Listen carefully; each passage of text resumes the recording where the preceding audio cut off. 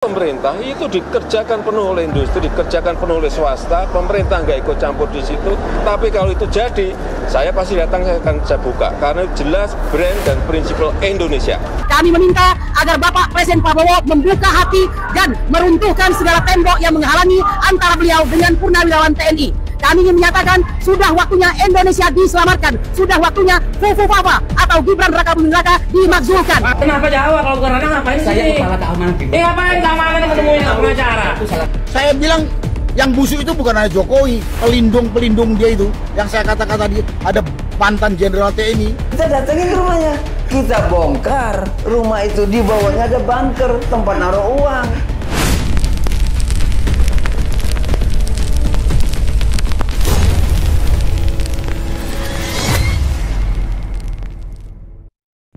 Segala hal kemudian diungkapkan oleh kelompok yang anti terhadap Pak Jokowi yang berkaitan dengan pelemahan terhadap sosok Presiden ke-7 tersebut, guys.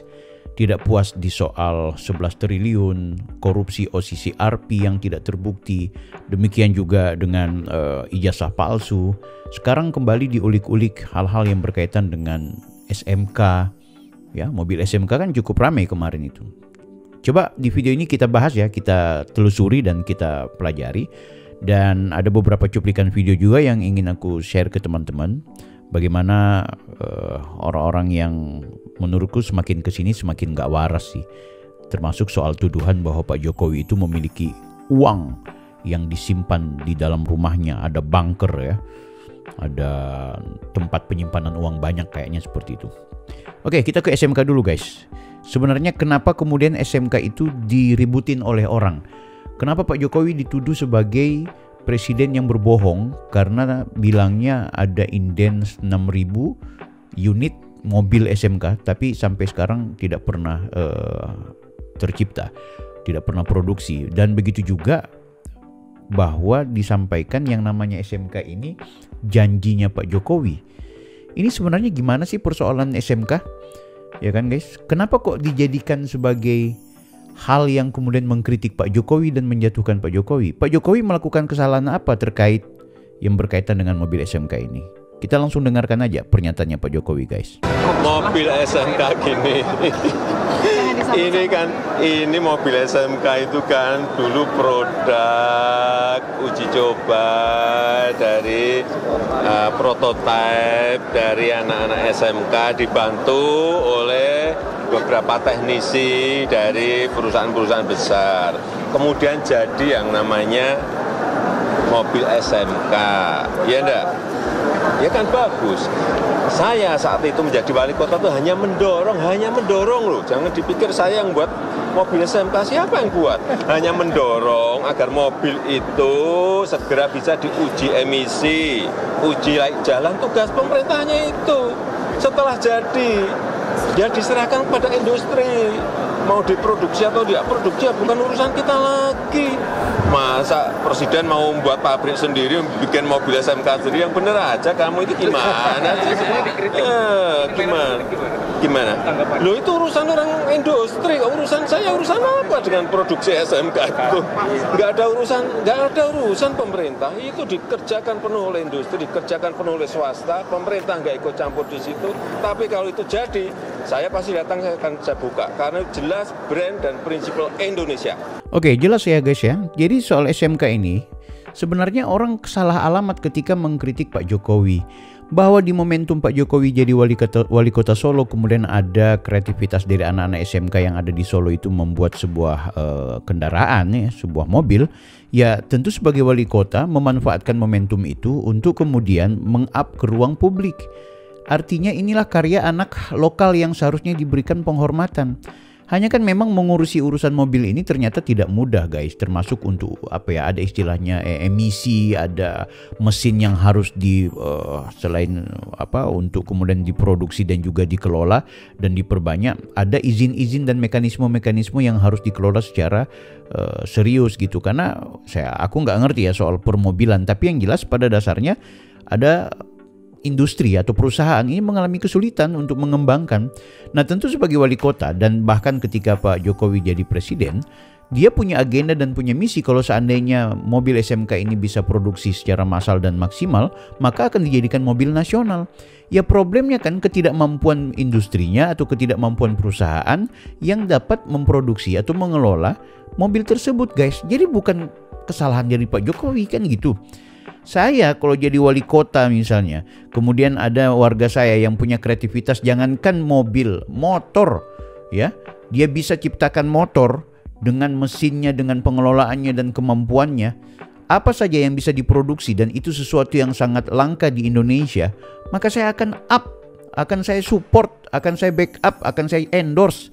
Lagi pula soal 6.000 unit itu kan inden, bahkan 15.000 unit loh indennya. Inden artinya orang ketika melihat Pak Jokowi menggunakan mobil itu waktu jadi wali kota Solo, kemudian juga ada promosi-promosi atau iklan-iklan yang di-share ke media sosial ya, waktu itu bukan media sosial sih, ke media-media TV nasional, ya itu kan membuktikan bahwa Pak Jokowi adalah orang yang kemudian mengapresiasi karya anak bangsa. Kan seperti itu. Aku juga kalau kemudian menjadi wali kota, menjadi gubernur, menjadi presiden, bahkan kalau kemudian ada karya-karya anak bangsa di mana memproduksi sesuatu yang sangat langka, kan mobil itu langka kalau bisa diproduksi di negara kita, guys. Maka kita harus apresiasi dong. Kita harus jadi endorsement di situ.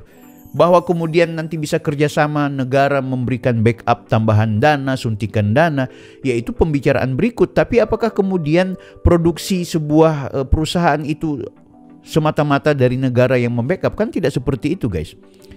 Jadi problemnya demikian. Jadi kok bisa ya ada orang-orang masih mempersoalkan SMK yang kemudian pernah dijadikan alat kampanyenya Pak Jokowi. Ya Pak Jokowi ini kan manusia politik. Hal-hal yang kemudian menjadi brand buat dia pasti dia akan pakai. Emangnya kalau itu Anies yang jadi wali kota Solo tidak seperti itu? Ganjar kalau jadi wali kota Solo tidak seperti itu? Siapa lagi? Tokoh-tokoh kita atau siapapun. Saya kalau jadi wali kota Solo, saya juga akan menggunakan langkah seperti Pak Jokowi. Rismon kalau nyalon wali kota, kalau ada karya anak bangsa yang kebetulan ada di daerahnya, ya pasti dia akan angkat itu juga. Untuk kepentingan apa? Untuk bagaimana kemudian menjual nama dia juga gitu, yang mensupport perusahaan-perusahaan atau industri mobil kan gitu. Mudah-mudahan bisa dipahami ya. Oke, kita ke informasi lain. Kita ikuti dulu, kita tinggalkan SMK. Ini kita mau melihat soal bagaimana ketidaksopanannya TPUA waktu datang ke UGM, guys. Izin. Pak, ini Pak Rismon langsung ya. Tidak ada, saya buka ya. Tidak ada satupun bahan yang diberikan kepada 3 orang tersebut. Ini konfirmasi langsung. Anak saya, Bapak. Kenapa Jawa? Kalau bukan anak ngapain Saya sini? kepala keamanan di Ngapain keamanan menemui pengacara? Begitu, jadi kami tidak akan pulang sebelum TPUA, perwakilan dari TPUA ini diterima. Saya tanya mereka dulu. Pingsan. Karena Bapak tadi omongannya, kami kan sudah sampaikan ada hujan. Menyampaikan masih apa itu? Kami belum Ini kepada semuanya, mohon maaf pelan-pelan, tapi ada yang karena ada hujan. Saya sampaikan, saya ketua Panglima Keamanan yang pertama jam 8 sampai jam 9, tapi sudah ada 3 orang perwakilan yang surat itu. dengerin dulu sampai habis. Ya, Pak Roy Suryo sudah, sama Pak Rismon, sama Ibu Latifah Doko. Ibu Latifah tidak masuk. Ya, itu yang mewakili tadi berdua karena sudah diwakili waktu jam 8 sampai jam 9, tapi sampai setengah 10 itu sudah selesai, dokumennya juga sudah ada dan itu sudah di video kan sudah Direkam ya? Videonya ada katanya. Di video di bawah Ibu Latifah. Ya itu ya. Nanti silahkan minta petunjuk sana dan sekarang teman-teman tadi yang dari sini sudah menuju ke Bundaran UGM. Assalamualaikum. Ya, mohon maaf. Halo, Pak. Karena sekarang juga semua yang wakil tadi dari Bu Wakil Rektor, Bapak Wakil Rektor dan dekannya sudah menyampaikan sekarang lagi ada pengukuhan guru besar. Ya, dua-dua ada pengukuhan guru besar. Sekarang guru besar yang pertanian, yang pertama guru besar yang Kami menyampaikan sesuatu yang harus diberikan.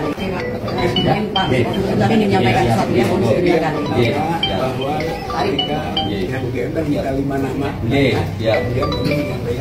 Ya, Pak Rismon. Waktu pukul 8 sampai pukul 9. Sampai. Berebutan mereka kepingin ngomong. Betul. Kamu yang 3 orang itu, gitu ya.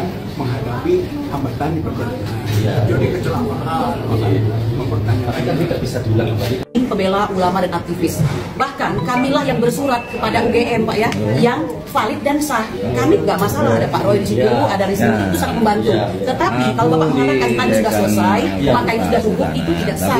Ini Oh, jadi mereka ini sebenarnya kepingin bertemu juga, jangan cuma Roy Suryo, Rismon dan juga Tifa, karena mereka lah yang lebih awal sebenarnya. Jadi kepingin semua mau ngambil kesempatan guys ngomong. Ngapain keamanan ketemuin pengacara? Dan Bapak untuk memberikan pertanyaan Izin. kami. Pak, ini Pak Rismon langsung ya. Tidak ada, saya buka ya. Tidak ada satupun bahan yang diberikan kepada 3 orang tersebut. Ini konfirmasi langsung. Karena saya Bapak. Kenapa Jawa kalau bukan ranah ngapain sih? Saya kepala keamanan di ngapain keamanan ketemuin pengacara? Ribut sampaikan Pak Rimon tadi sudah disampaikan. Kamu tadi itu dengar semua ya. Itu bukan kalau bola pipa. Ini beliau langsung yang hadir. Bapak hadir nggak tadi? Ngomong ini selesai, ngomong ini. Jangan, ini saya udah izin kok. Ini bukan saya. Tadi Bapak bilang sudah. Kasar juga mereka di dalam ruangan itu guys ya. Ternyata memang gaya-gaya mereka kayak gaya-gaya preman gitu untuk mengintimidasi UGM gitu. Biarin aja, nggak apa-apa. Dan UGM sudah sesuai dengan porsinya, tidak perlu kemudian menggunakan pola-pola menerima dengan gaya-gaya yang tidak welcome. Ya biarin aja. Jadi kepala keamanannya sudah. Bismillahirrahmanirrahim. Kami bersama-sama berdiri di sini menyatakan dukungan kepada apa yang telah disampaikan pada silaturahmi Purnawirawan TNI yang menyatakan 8 hal kepada Bapak Presiden Prabowo Subianto. Kami meminta agar Bapak Presiden Prabowo membuka hati dan meruntuhkan segala tembok yang menghalangi antara beliau dengan Purnawirawan TNI. Kami ingin menyatakan sudah waktunya Indonesia diselamatkan, sudah waktunya Fufu Fafa atau Gibran Raka Buming Raka dimakzulkan karena tidak sesuai dengan konstitusi. Oleh karena itu hanya inilah cara untuk menyelamatkan bangsa Indonesia. Aku rasa lucu ya. Mereka meminta Pak Prabowo untuk memakzulkan Gibran karena Gibran itu tidak sesuai dengan konstitusi. Loh, Mas Gibran itu menjadi wakil presidennya Pak Prabowo. Seharusnya Pak Prabowo-nya juga kalian hajar gitu. Mereka nggak malu ya?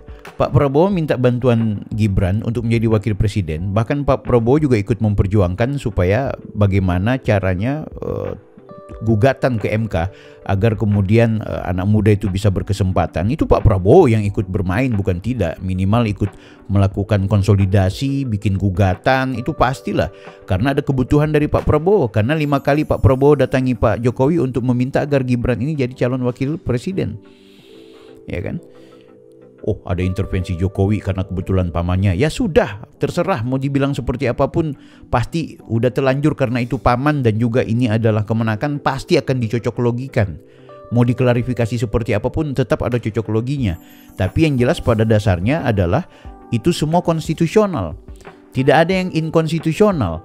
Kalau inkonstitusional seharusnya bentroknya atau kacaunya itu sejak kemudian MK membuat keputusan tersebut. Ketika MK itu membuat keputusan yang bermasalah dan KPU pun menolak Gibran. Persoalannya tidak ada yang inkonstitusional. Semua keputusan MK itu keputusan mengikat. Final. Ayo, mau apa kau? Lucu. Meminta ke Pak Prabowo untuk melakukan hal tersebut. Nah, kita pindah aja gini. Malas juga yang ini. Ini nih, Bapak satu ini guys. Aku mau dengar dia nih.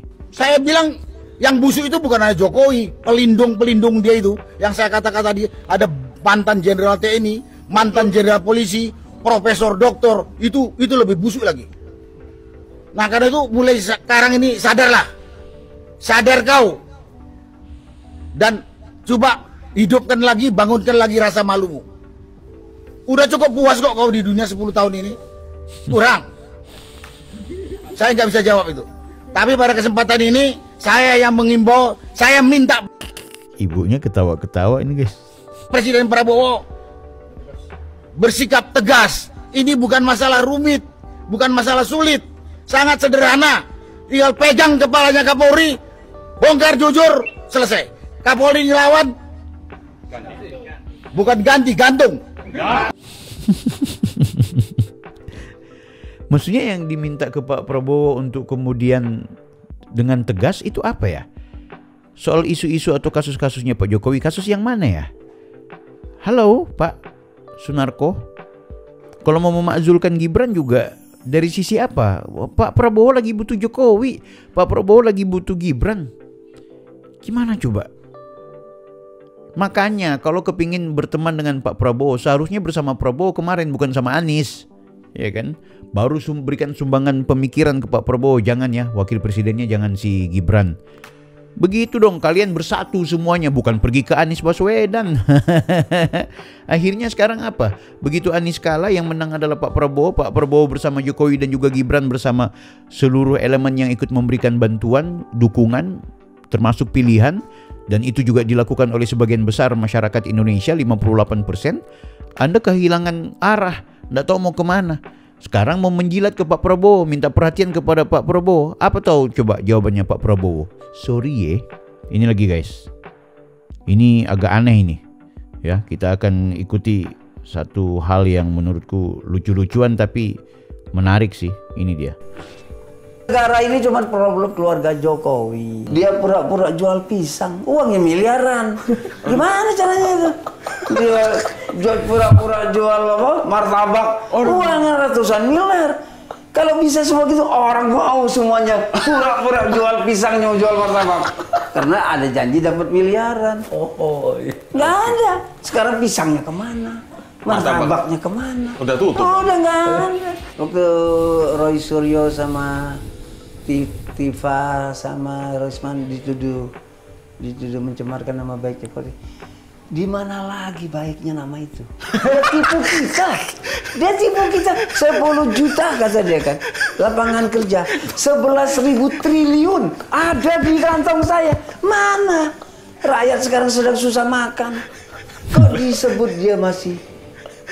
Kenapa perlu dicemarkan ya Bang? Iya. Kan kacau. Aduh. Kalau kita dituduh, ya kan? Dituduh memfitnah Jokowi korupsi. Loh, kita datangin rumahnya, kita bongkar rumah itu, di bawahnya ada bunker tempat naruh uang. Di rumahnya siapa? Jokowi. Kan kita buktikan kan, kalau benar-benar Bapak tidak korupsi, saya akan bongkar rumah Bapak kan. Sekarang kita bilang Jokowi korupsi, saya buktikan gitu. Saya bawa kalian, kita bongkar rumahnya. Ada duitnya kan. Gak mau. Guys, coba Anda lihat ini ekspresinya hostnya ya. Tempat naruh uang. Di rumahnya siapa? Jokowi. Kan kita buktikan kan, kalau benar-benar Bapak tidak korupsi, saya akan bongkar rumah Bapak kan. Anda lihat nggak tadi? Hostnya bilang, nggak mampu karena udah diet. Oh, ini orang gila, nggak usah diterusin. Padahalnya hostnya juga kepingin melanjutkan dan memproses dan mengikuti alur ceritanya Pak Bitor ini ya. Ya guys, anggap aja ini adalah hiburan, tidak perlu diseriusi. Dan kita anggap orang-orang seperti mereka akan mendapatkan ya momentum terbaik untuk kemudian diperiksa di rumah sakit jiwa kayaknya. Ya, aku masih sangat berharap Indonesia ini baik-baik saja. Aku lebih suka kita kritik Pak Prabowo itu loh. Kita hajar Pak Prabowo, Gibran tuh kita hajar. Karena pasti ada hal-hal yang berkaitan dengan kebijakan-kebijakan. Ya kan, perlu dievaluasi. Mahkamah Konstitusi sekarang bikin agenda untuk pemilu itu antara nasional dan juga daerah berbeda. Kenapa nggak dikritik itu aja? Yuk kita rame-rame evaluasi itu. Guys, menurut kalian apa yang perlu kita evaluasi? Tulis di kolom komentar. Saya Bang Bill, Offside.